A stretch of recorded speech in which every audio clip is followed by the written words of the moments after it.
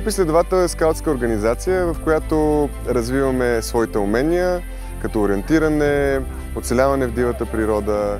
За нас е много важно и да развиваме себе си духовно. Бог, хората, природата – това са основните ценности на клуба.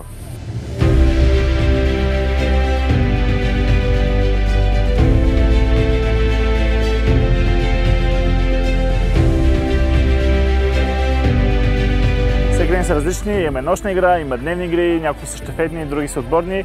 Всяка една от игрите развива различни умения от децата, като тази година за първи път сме приготвили нещо много специално. Това е състезание за скаутски умения. Ще ги изпитаме на първа помощ, на ориентиране, на огньове, на възли, на знание по природа.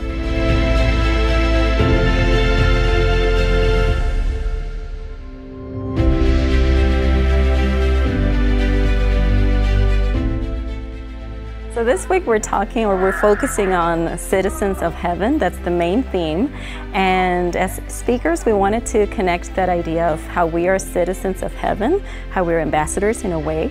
And when we allow God to act in our hearts, that means that we allow Him to transform us and we produce what is called the fruit of the Spirit in the Bible.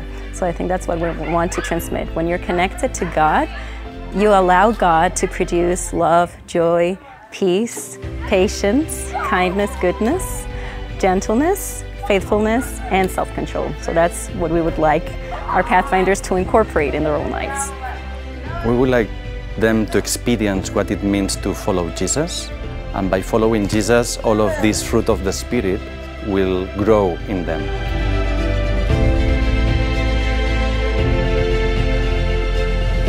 Най-много ми харесва и най-много идвам заради хората, защото така мога да се събера с приятели от цяла България.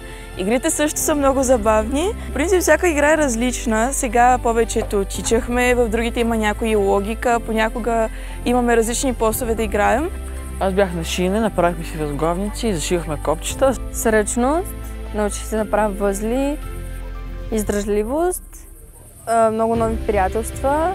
Много неща научих от вечерните теми и те много ми харесват. И да се чувстваме обичани, да знаем, че Бог ни обича. Много спомени, една възглавница от шиенето и приятни моменти с хората.